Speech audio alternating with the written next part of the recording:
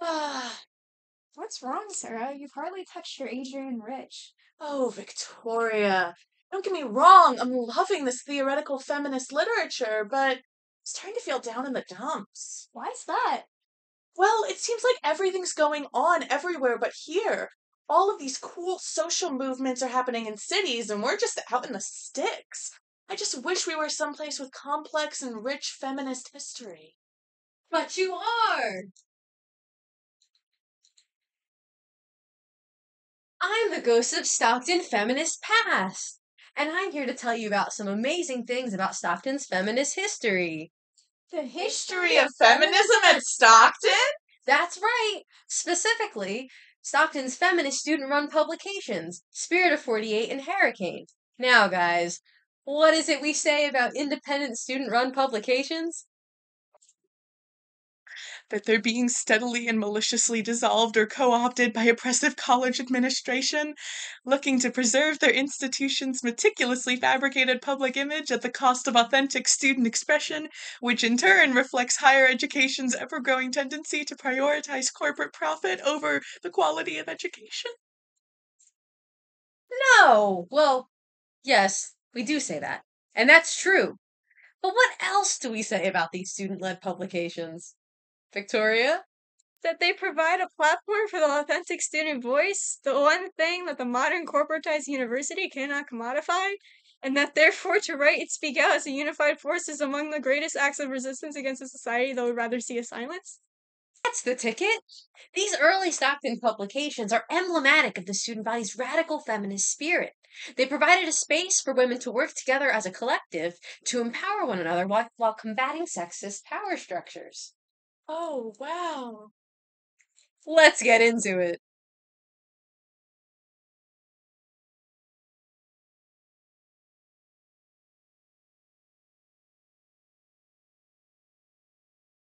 So, you want to learn about Heracane and Spirit of 48? Well, you've come to the right place. But first, let's set the scene. Both of these publications, as well as the university itself, were established during what is known as the second wave of feminism, which took place in the 1960s and 70s. While the first wave of feminism focused on suffrage, the second wave took the fight for women's liberation further by pushing for economic, legal, and social rights for all people. Its proponents worked to combat oppressive gender roles, sexual objectification, and domestic violence, while promoting women's financial independence, bodily autonomy, and equality both in and outside of the workplace. Think Gloria Steinem, Audre Lorde, Betty Friedan, and think about South Jersey. One major event in this movement was the 1968 Miss America protest, which took place in Atlantic City, New Jersey. There, members of the women's liberation movement gathered outside of Boardwalk Hall, holding signs, giving speeches, reciting chants, and dumping traditionally feminine products like bras, makeup, girdles, and other instruments of female torture into their designated freedom trash can. A few of the protesters managed to gain entry into the event and famously unfurled a banner that read Women's Liberation, subsequently giving the movement worldwide press coverage. While the event was officially orchestrated by New York Radical Women, a New York-based feminist organization, women from all over the country, especially within the local community, were heavily involved in the demonstrations that took place at Boardwalk Hall. Given that Stockton University got its start at the historic Mayflower Hotel just 3 years later, it's perfectly reasonable to assume that there may have been some future Stockton students and educators in attendance as well. It's an exciting time. I've been thinking about this a lot since I got your questions. Liberation was a buzzword in ways that I think it's difficult to understand 50 years down the road. Since the end of the Second World War, over 100 new nations had emerged from the process of decolonization.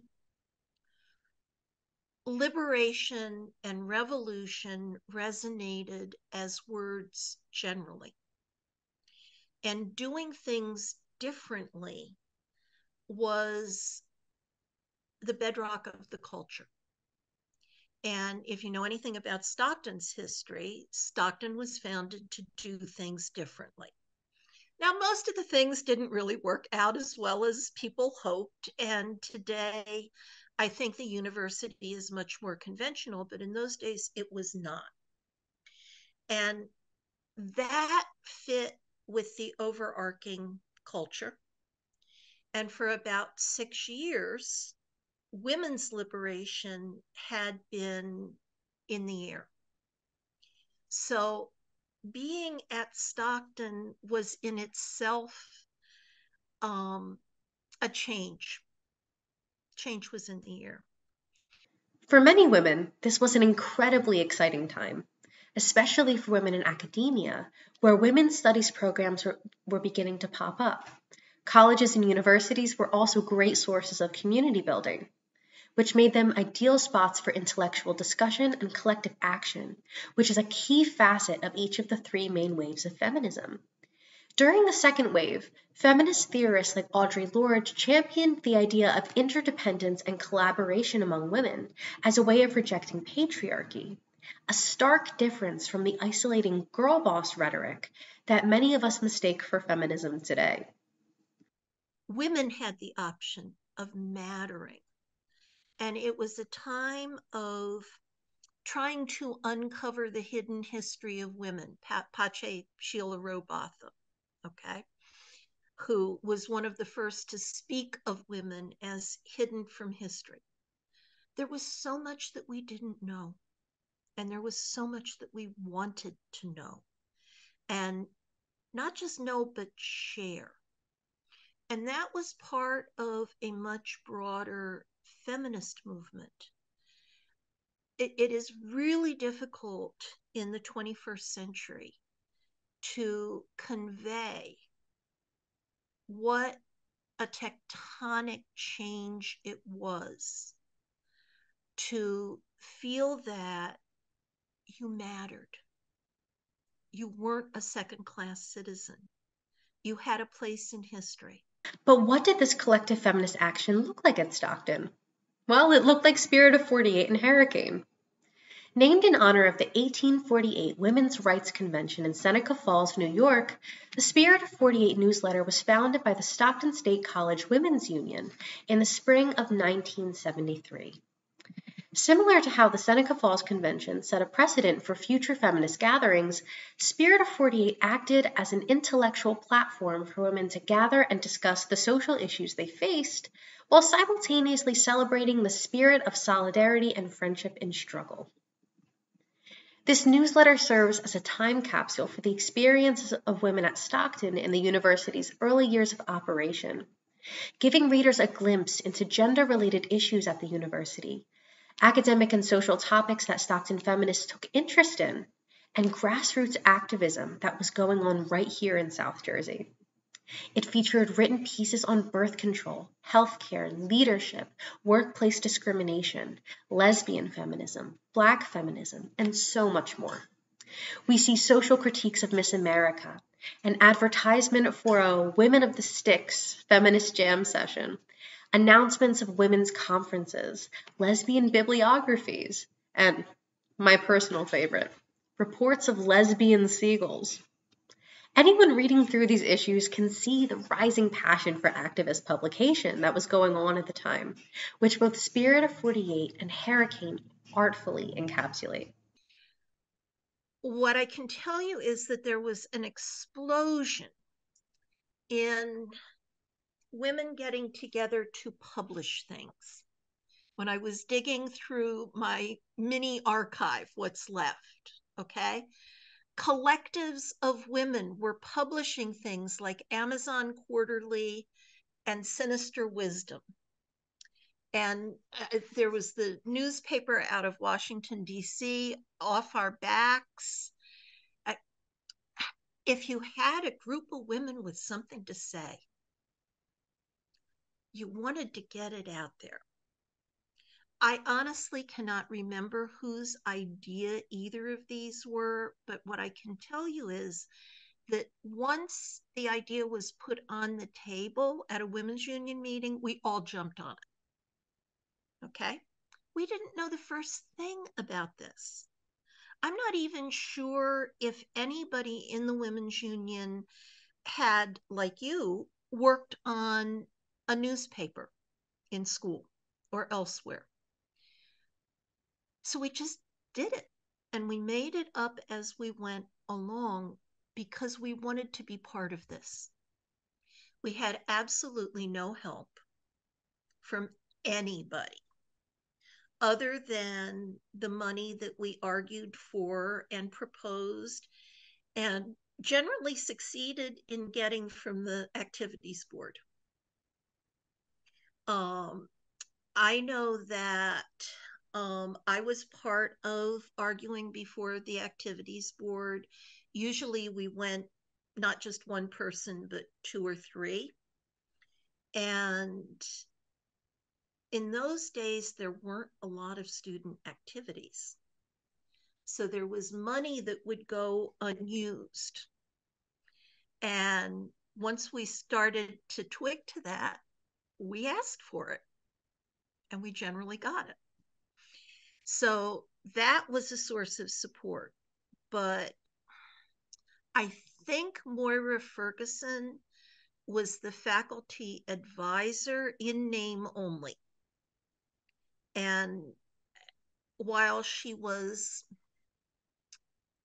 ideologically and culturally supportive, and actually I noticed in the second issue of Heracane, did contribute one of her poems. That was the extent of it. It was very much, we don't know what we're doing, we're going to do it anyway, and we did it.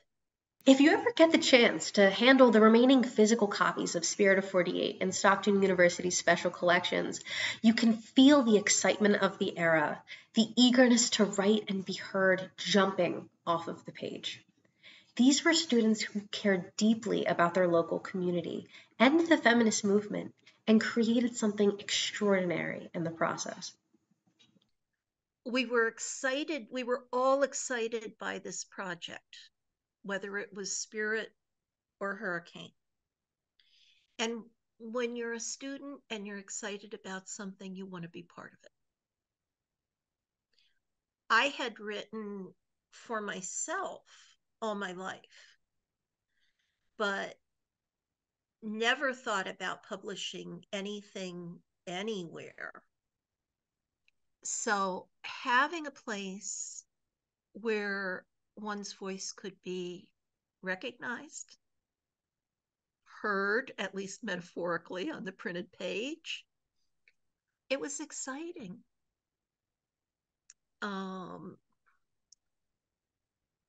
It was liberatory.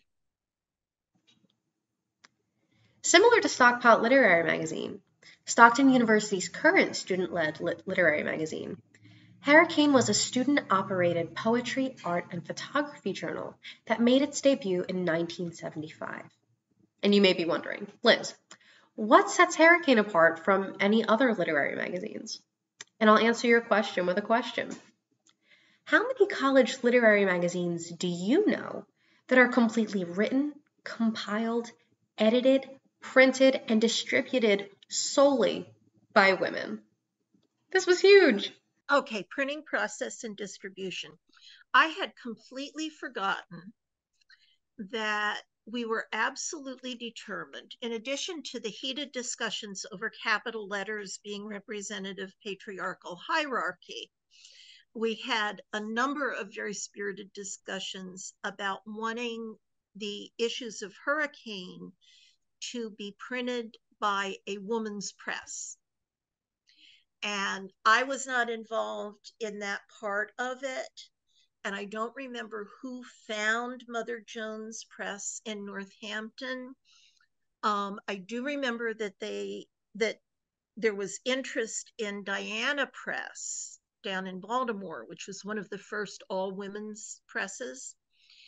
And I have a vague memory of making a rather chaotic field trip to Baltimore with, I think, Meg Kramer, Barbara Broadbent, and Sally Willoughby to talk to the women. And they really treated us like children because we just kind of showed up unannounced. I mean, we were really rude. We were full of ourselves, and they were too busy to help us. And that set off a process. It might have been Meg who found Mother Jones Press, but it was very exciting when that was announced. That I have a clear memory of. Spirit of 48 was printed by the same printer that did the Argo in those days. And that was, I think, a stipulation attached to the money because it was a kind of a contract thing that the school had. I'm not sure about that. Okay. But Heracane was printed by the women in Northampton, and that was important to us. Very important. Distribution was haphazard. You know, the boxes would arrive in the mail. We'd be very excited. We'd be like, oh, here it is, here it is. And then we handed copies out to everybody who had participated or mailed them off. And then they were all over campus. And that was about the extent of it. I think somebody drove copies up to Giovanni's room, but Heracane was founded and ran by a collective, which included Stockton students like Beth Kelly, Joanne McLaughlin, Karen Bruno, and Laurel Hester. Does that last name ring a bell? You may know the Stockton alumna from Freeheld, the Academy Award-winning documentary of her fight to have her pension benefits extended to her same-sex domestic partner while on her deathbed. That the very same Laurel Hester who fought for equality and inspired historic changes to pension benefit policies for same-sex couples is the very same Laurel Hester who helped make Heracane a reality. In terms of staffing and subject matter, there is a considerable overlap between Spirit of 48 and Heracane. We see poetry that explicitly references abortion, marriage, the cult of domesticity, queer desire, motherhood, girlhood, and women's liberation. One of my favorite parts of Heracane is the photography. We see young women, old women, little girls just living and laughing and being themselves. There's such a raw, unfiltered beauty to it. As a woman, you look through the pages of Heracane and you think to yourself, that's me. Somebody's captured it. And, even though you don't know the folks in the picture, there's still a kind of intimacy to it. Like you always know them. These works, the art, the poetry, photography, portray the timelessness of the female experience. It makes you feel seen in a way that you hadn't realized you were starving for, and not in a tokenistic kind of way. There's just something so genuine to it that's really touching to see. I'd like to take a moment to read two of my favorite poems from Heracane. The first is titled For Claire by Beth. Oh dear, you tore your dress again, on the hook of the door, hesitating. Before you passed through, sad life, so caught on fey deceits for men. Such worlds of wonder could explode in you. And the next poem, which was also featured in Stockpot Literary Magazine at the time, was written by Joanne McLaughlin. I pick your long black hair off the pillow and wrap it ring-like round my finger. You pass the cocaine. I snort a line. We talk about the fog. A sight to behold and be held by. Tonight you lick me and love the taste, the smell. You say you'll never wash your face again. I wash my hair. You thumb it with your breath. This morning you tie me in a house dress and pass me your laundry. A long black hair stands out against the print. I pick it off, stretch taut, before your face until it snaps. Great stuff. Both publications, along with the Women's Union as a whole, provided a sense of community for women at Stockton that they otherwise wouldn't have had. And this community, this sense of collectiveness, was at the core of their power. The beauty of Spirit of 48 and Heracane lies in the fact that they are the products of collective action. These young women saw the strength in their numbers and utilized it. So, some of us lived together, some of us slept together, some of us were friends, some of us were not so friendly, but we were engaged in a common purpose. And that was the glue. And that was the exciting part. Because if you were socialized as a girl in the 50s, and all of us, we were of an age, I was maybe 3 or 4 years older than most because I was a 23-year-old first-year student. But if you were socialized as a girl in the 50s, you were socialized to not like other women, each other. We were supposed to compete for men so that we could fulfill the post-World War II, the happy housewife, et cetera, et cetera, et cetera. So what it was like was a common purpose that felt truly revolutionary. I was going to say was so different from what we had been taught to expect, but that doesn't capture it. It wasn't a matter of mere difference. It was a matter of the earth shifting under our feet. By the late 1970s, however, these publications began to fizzle out, with Heracane ceasing its publication after only 2 issues, and Spirit of 48 publishing its last installment in the spring of 1978. But why? What changed? While there's no concrete answer, it's important to acknowledge the myriad of factors at play, specifically changing attitudes towards feminism at the time. I think both the larger culture and the college culture had changed a lot by then. And in the larger culture, the new social movements of the 60s were being largely silenced or co-opted. The grassroots feminism of discovery that I was fortunate to know was turning into Virginia Slim cigarettes marketed to women with the slogan, "You've come a long way, baby," which very effectively eradicated the sense of liberation and newness. So the sort of corporatization in the larger culture was part of it. And, student groups are dependent on the students who were in a particular place at a particular time. And I think by the 80s, feminism had become the F word. And young women in particular felt that it was passé. Generations of feminism have kind of eaten their mothers and their grandmothers. We felt we were more radical. We weren't. But so I think that might have been part of it. The college was changing. Basic skills were introduced prior to 1980. You weren't tested coming into the college. And I know this because I worked and taught in the basic skills program for a year when I was kind of in between graduate schools. And because Stockton was on its way to becoming more conventional, the climate was more conventional.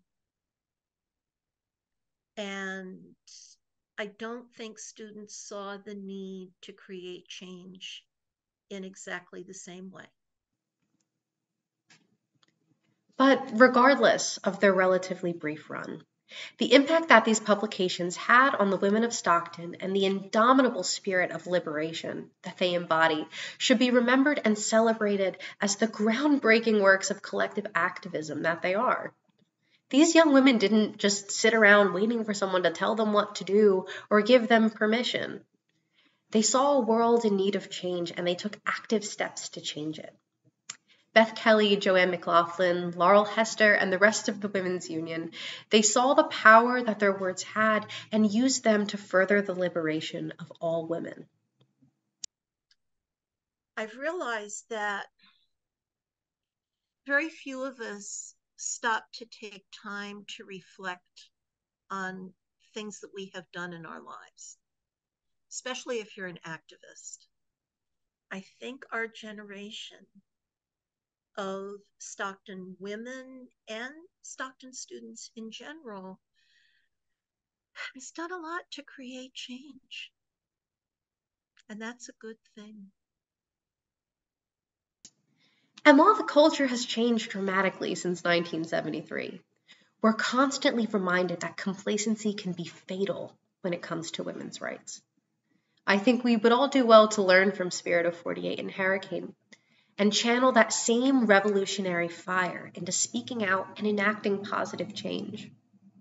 After all, if you don't have a seat at the table, chances are you're on the menu. Well, folks, there you have it. Wow, I can't believe what we were missing. But Liz, Ghost of Stockton's feminist past, what happened to feminism on campus? Why is there none now? Now, I'm going to let you guys in on a little secret. This may come as a shock to you, but I'm not actually dead. No. Wow. Yeah, and feminism on campus isn't dead either. Sure, it's had its ups and downs in recent decades, and things certainly look quite a bit different nowadays. But Stockton's feminist spirit remains. It's just changed. That's all. In recent years, we've been able to establish a women's gender and sexuality center, and student organizations like the Coalition for Women's Rights are an active force for social justice on campus. But Liz, what about the student-led feminist publications? Is there any hope that we could have something like that again? I was waiting for you to ask that. Take it away, ladies! So Let's Start a Riot was started last semester in a class, Mr. Consala's class. We had to do a project on something in special collections, and I had chosen the Women's Coalition Press, which was a newspaper that was started in Atlantic County back in the 70s when women were fighting for abortion rights. And then after my presentation, which was like a documentary style video, Mr. Consala had asked if there was anything like that at Stockton, and I had expressed that there wasn't, and I felt like there should have been. And then after that, Alice and I got together and started Let's Start a Riot, as well as inviting Julia on, and it's been us ever since. Wow, neat stuff. Thanks, guys. How do you keep doing that? Doing what? That scene change thing. Oh, it's like a documentary type thing. We're in a documentary? Well, Sarah, don't you feel a lot better now? You know what, Liz? I think I do. Stockton's student body does have a rich and complex feminist history. Thanks, I'm Ghost of Stockton's feminist past. You're welcome, guys. Well, since we're all here, you guys down for an actual riot? Yeah. Okay.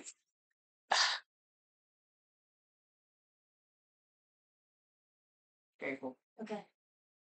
Oh, where are my manners? Thanks for tuning in, folks.